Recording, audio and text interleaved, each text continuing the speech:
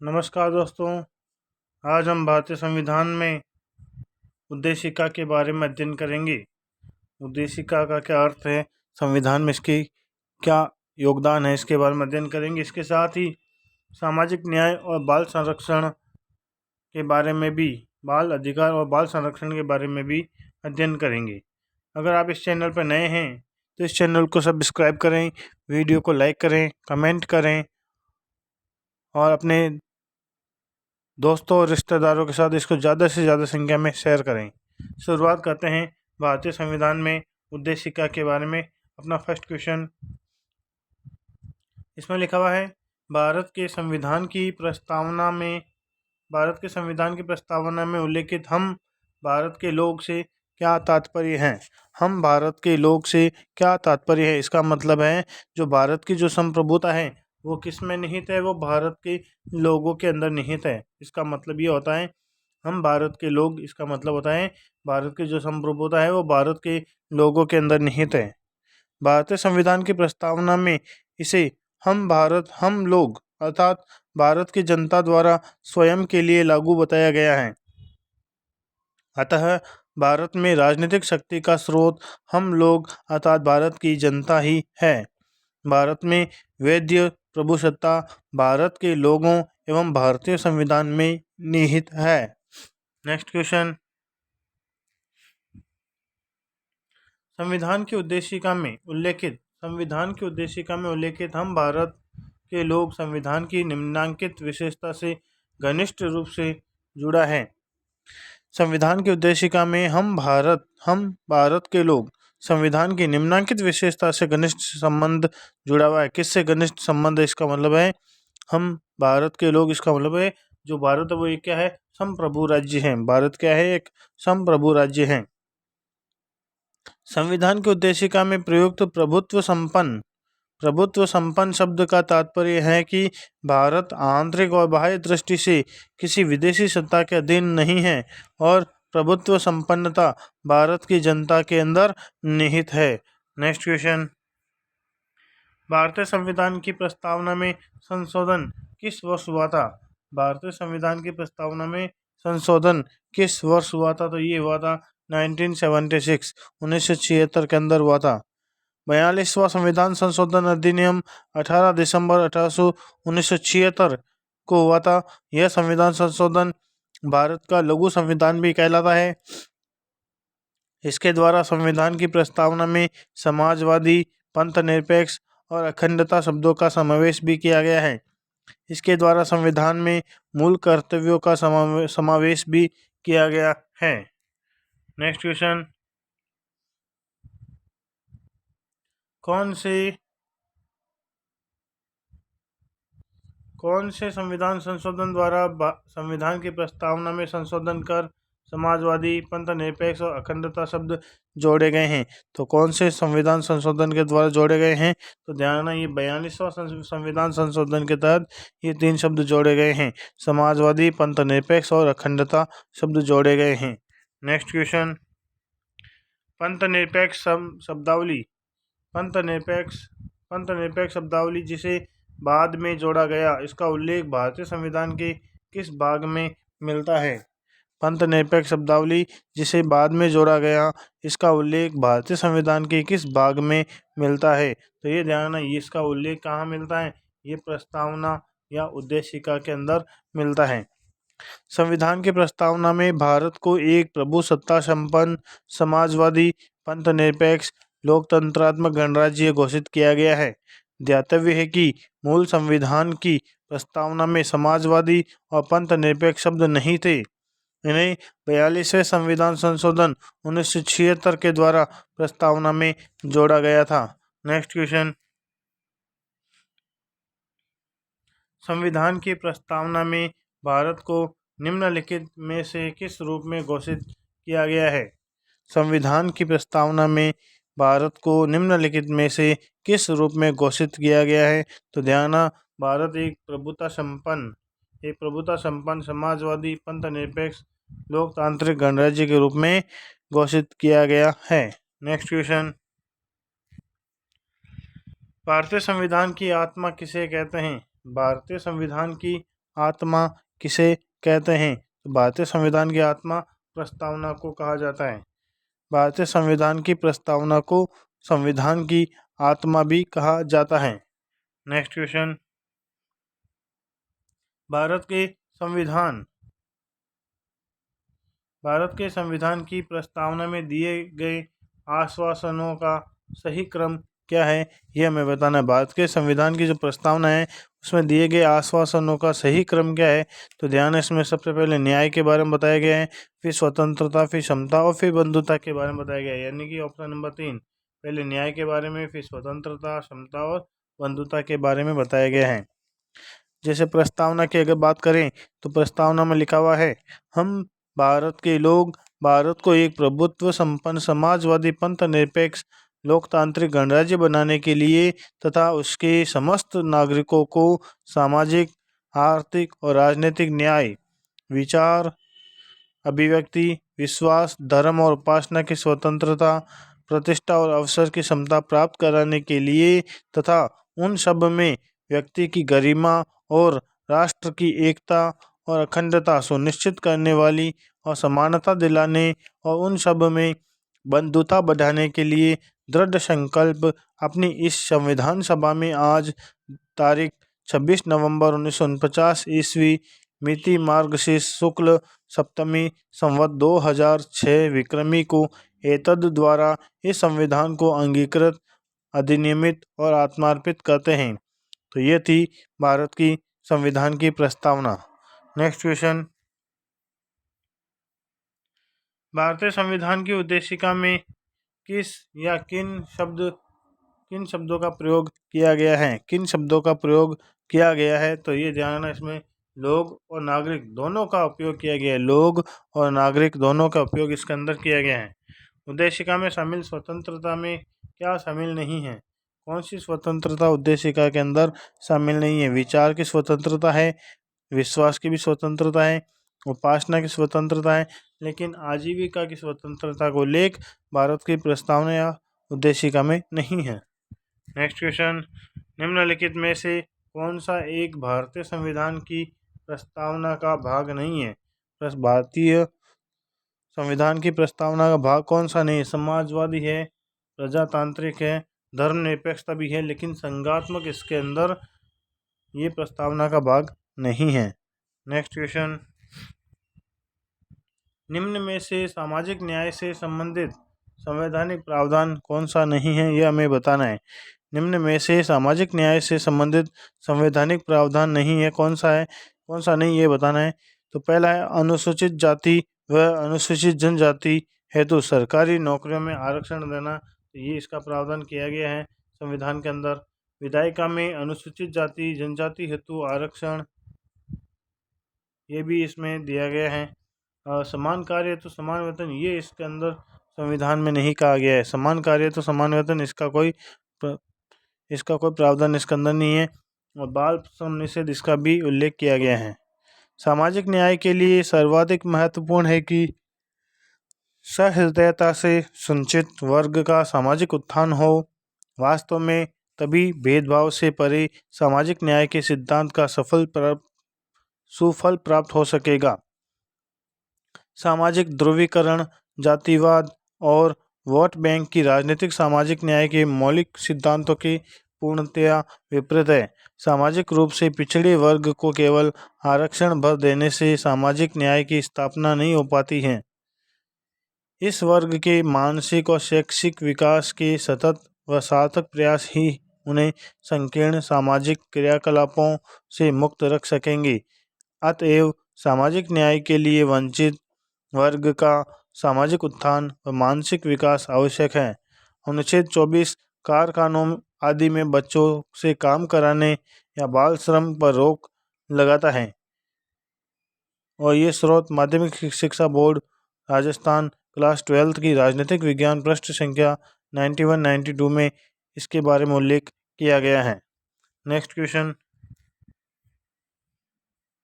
सामाजिक न्याय का क्या अर्थ है, यह हमें बताना है। सामाजिक न्याय का अर्थ क्या है?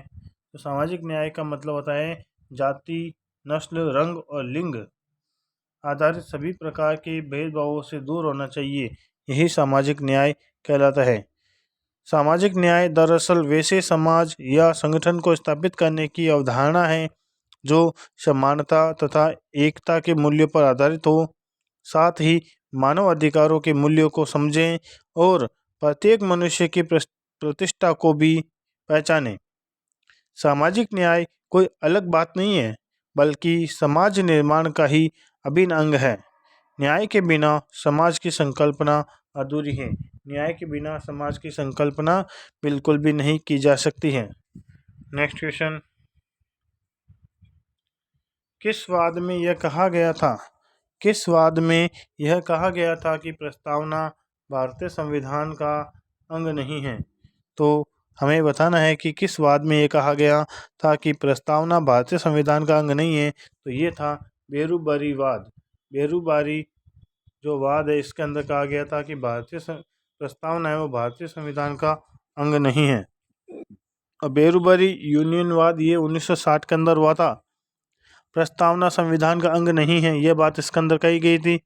आगे कहा गया है, हाँ, संविधान के किसी अन्य प्रावधान की अस्पष्टता की स्थिति में उसे स्पष्ट करने के लिए प्रस्तावना का आश्रय लिया जा सकता है। नेक्स्ट क्वेश्चन, और इसके अलावा एक और वाद है केशवानंद।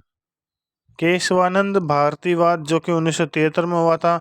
इसमें प्रस्तावना संविधान का अंग माना गया है।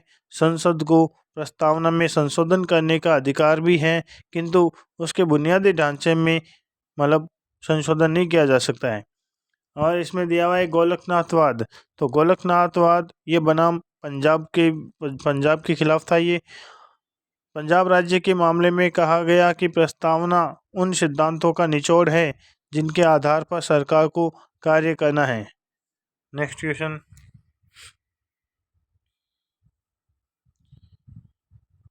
भारतीय संविधान संसदीय शासन प्रणाली की विशेषता क्या नहीं है? संसदीय शासन प्रणाली की विशेषता क्या नहीं है यह हमें बतानी है। तो ध्यान, इसमें दिया हुआ मंत्रिमंडल सामूहिक रूप से संसद के प्रति उत्तरदायी होता है, ये एकदम सही बात कही गई है। वास्तविक कार्यपालिका एक बहुल निकाय होता है, ये भी एकदम सही बात है। इसमें संसद की सर्वोच्चता होती है, ये भी सही है।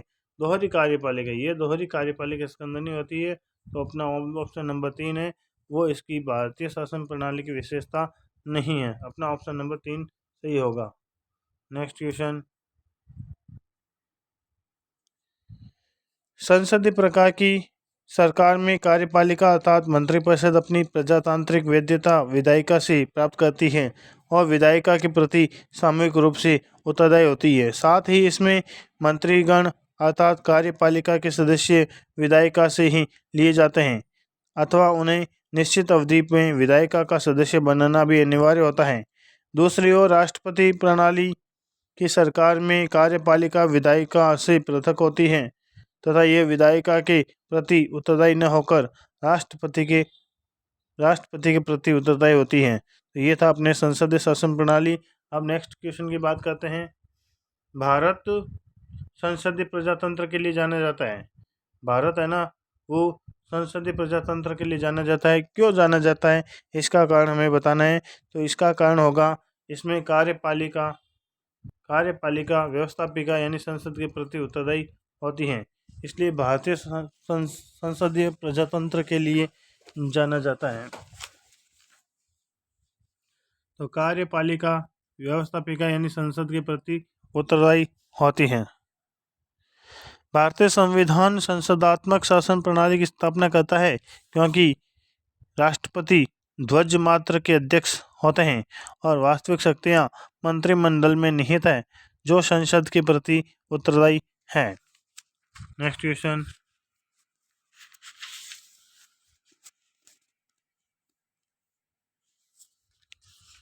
भारत द्वारा निम्नलिखित में से किस शासन प्रणाली को अपनाया गया है? तो निम्नलिखित में से कौन से शासन प्रणाली भारत के अंदर है? तो भारत के अंदर संसदीय और संघीय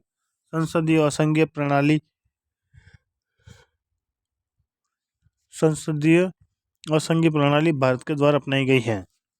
नेक्स्ट क्वेश्चन, लोकतंत्र में सबसे महत्वपूर्ण व्यवस्था कौन सी होती है?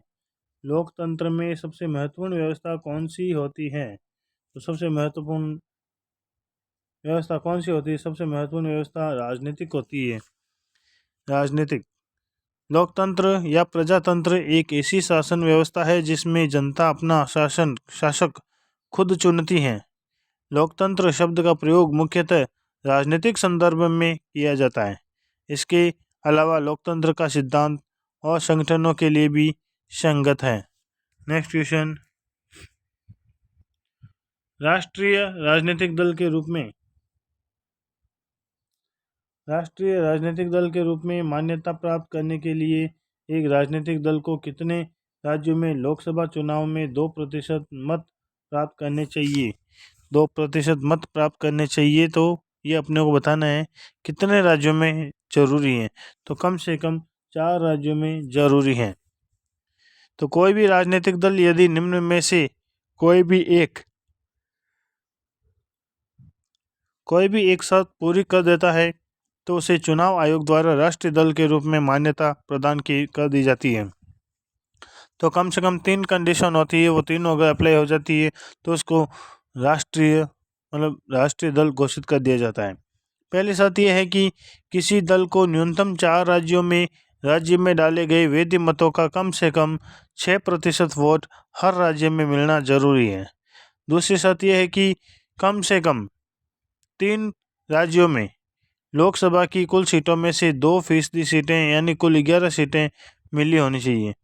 अथवा तीसरी शर्त, कम से कम 4 राज्यों में उसे राज्य पार्टी की मान्यता मिली हुई होनी चाहिए।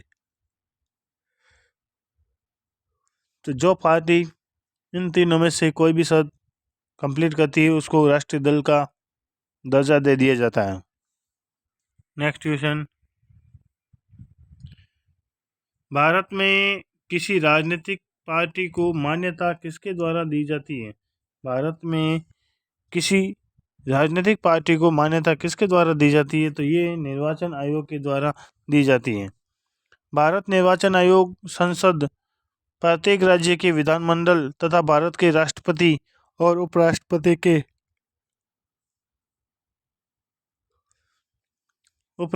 के पदों के लिए निर्वाचनों के संचालन की समस्त प्रक्रिया का अधीक्षण, निर्देशन और नियंत्रण करता है। मतदाता सूचियां तैयार करना, विभिन्न राजनीतिक दलों को मान्यता प्रदान करना, राजनीतिक दलों को चुनाव चिन्ह प्रदान करना, चुनाव रद्द करने का अधिकार, ये सभी कार्य चुनाव आयोग के प्रमुख कार्य माने जाते हैं। नेक्स्ट क्वेश्चन,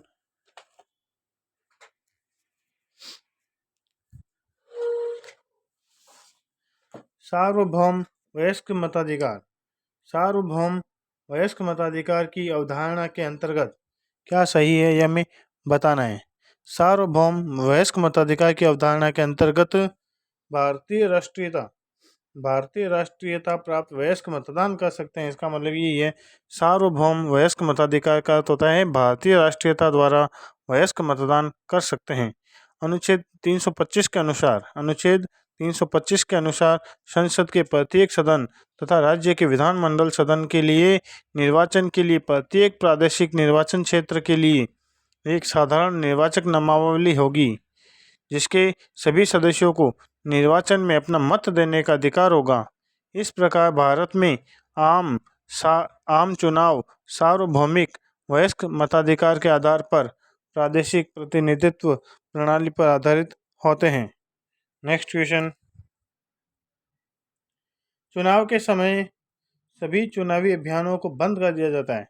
चुनाव के समय सभी चुनावी अभियानों को बंद कर दिया जाता है, तो कितने घंटे पूर्व बंद कर दिया जाता है ये हमें बताना है।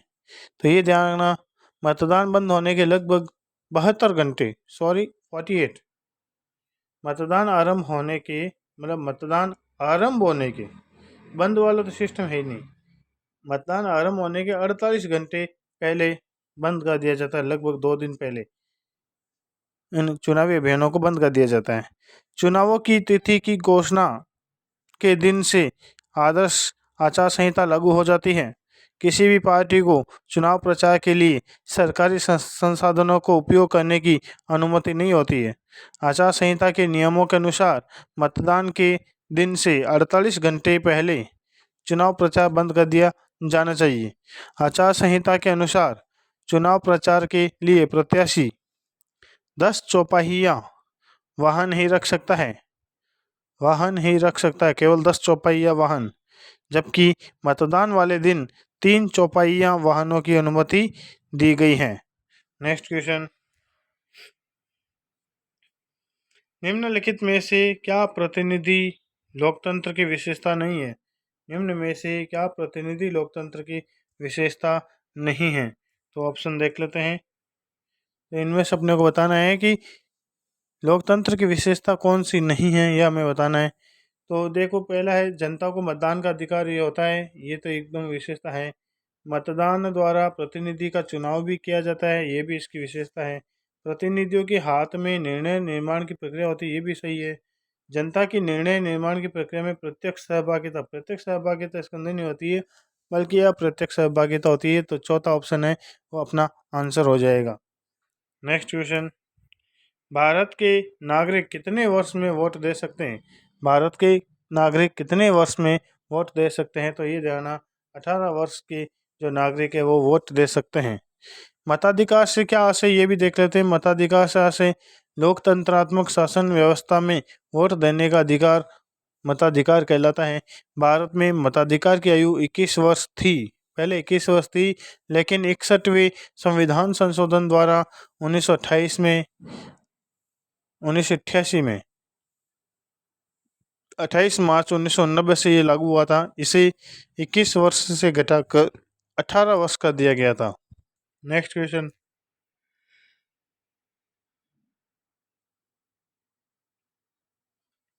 संविधान का कौन सा अनुच्छेद बाल श्रम पर प्रतिबंध लगाता है? संविधान का कौन सा अनुच्छेद है जो कि बाल श्रम पर प्रतिबंध लगाता है? तो ये अनुच्छेद है 24, अनुच्छेद 24 है जो कि बाल श्रम पर प्रतिबंध लगाता है। अनुच्छेद 24 के बारे में बात करें तो संविधान के भाग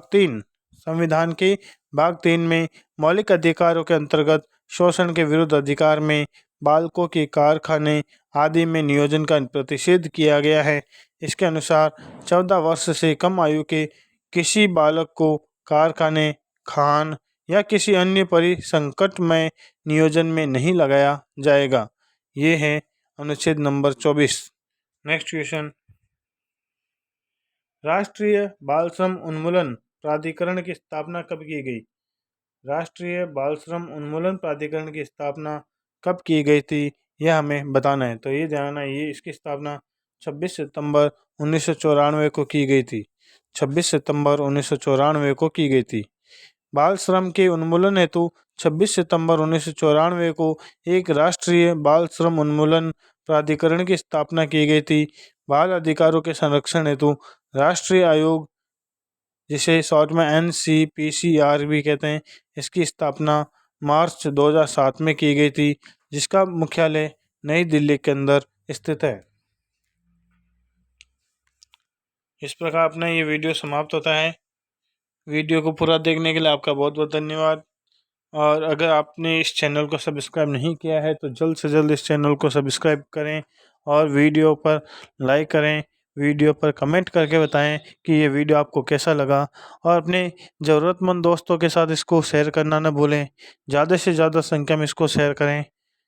थैंक यू वेरी मच। जय हिंद, जय भारत।